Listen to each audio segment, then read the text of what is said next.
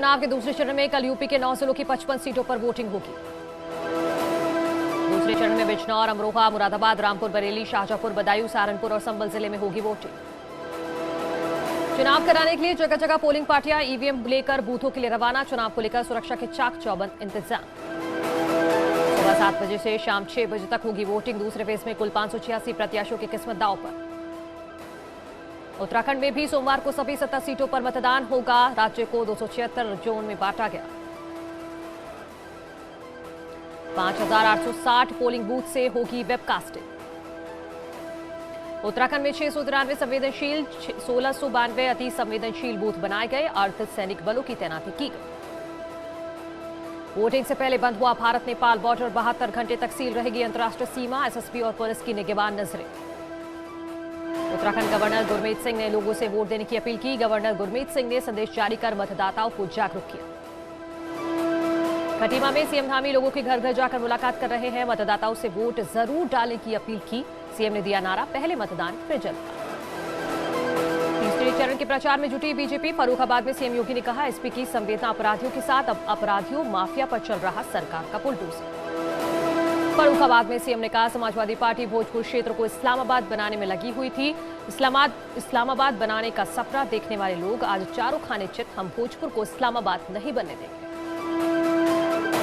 एटा के जलेसर में सीएम योगी आदित्यनाथ ने कहा, 2017 से पहले यूपी में बदमाश बेखौफ थे। हमारी सरकार ने यूपी में कानून का राज स्थापित किया।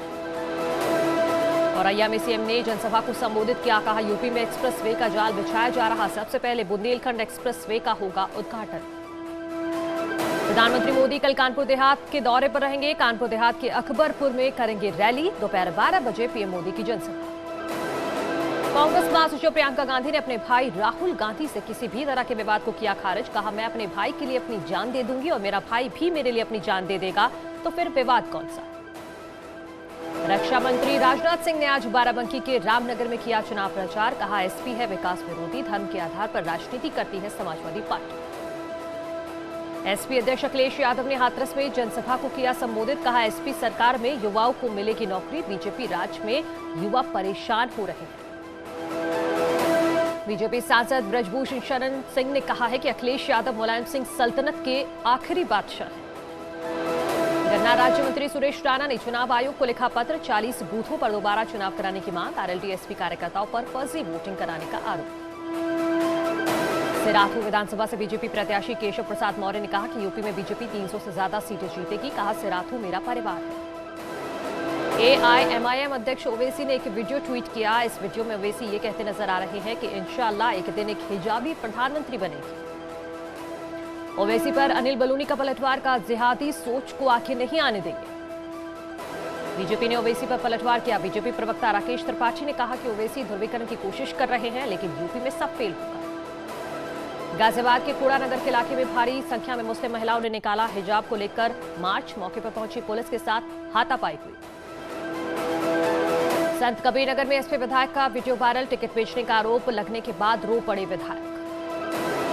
रुद्रप्रयाग से यूकेडी प्रत्याशी ने लगाया जानलेवा हमले का आरोप। बाइक सवारों ने किया हमला। घायल यूकेडी प्रत्याशी मोहित डिमरिया अस्पताल में भर्ती। सीएम योगी का ट्वीट, गरीबों और आश्रितों के सेवा के लिए बीजेपी वचनबद्ध। इस कड़ी में औरैया में 32,846 लोगों को दिए गए घर। सीएम योगी ने ट्वीट में लिखा, सभी को शुद्ध जल की उपलब्धता। डबल इंजन की भाजपा सरकार का है। सीएम योगी ने बच्चों के साथ अपना एक फोटो ट्वीट किया। प्यारे बच्चों, खूब पढ़ो, खूब बढ़ो। आप ही नए भारत के भविष्य हैं। आपकी सुरक्षा हमारा संकल्प। बीजेपी ने ट्वीट कर समाजवादी पार्टी पर साधा निशाना। लिखा, पहले फेस में ही सामने हार देखकर बौखलाए लाल टोपी वाले गुंडों ने असली रंग दिखाना शुरू कर दिया। डिप्टी सीएम केशव प्रसाद मौर्य का ट्वीट। अखिलेश यादव पर साधा निशाना। लिखा, चुनाव को पिकनिक की तरह मानते हैं अखिलेश। बीएसपी अध्यक्ष मायावती ने ट्वीट कर एक बार फिर सरकार पर साधा निशाना। सरकार पर बेरोजगारी और किसानों की आत्महत्या को लेकर उठाए सवाल।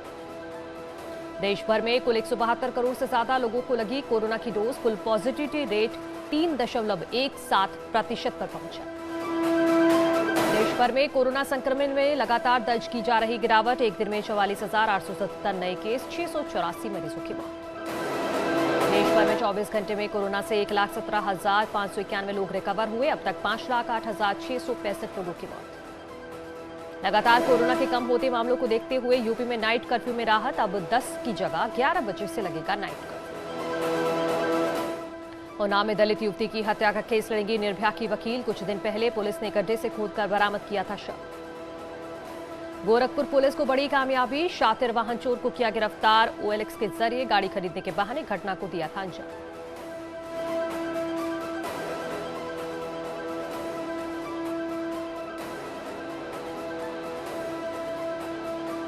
सीतापुर में पुलिस बदमाशों में मुठभेड़। पुलिस ने 50-50 हजार के नामी बदमाश को किया गिरफ्तार। कब्जे से हजारों रुपए समेत तमंचे कारतूस बरामद। लखनऊ नगर निगम की प्राइवेट क्रेन सर्विस का वीडियो वायरल। कार में बैठे लोगों के साथ क्रेन ने कार को उठाया, गलत जगह पार्किंग का आरोप।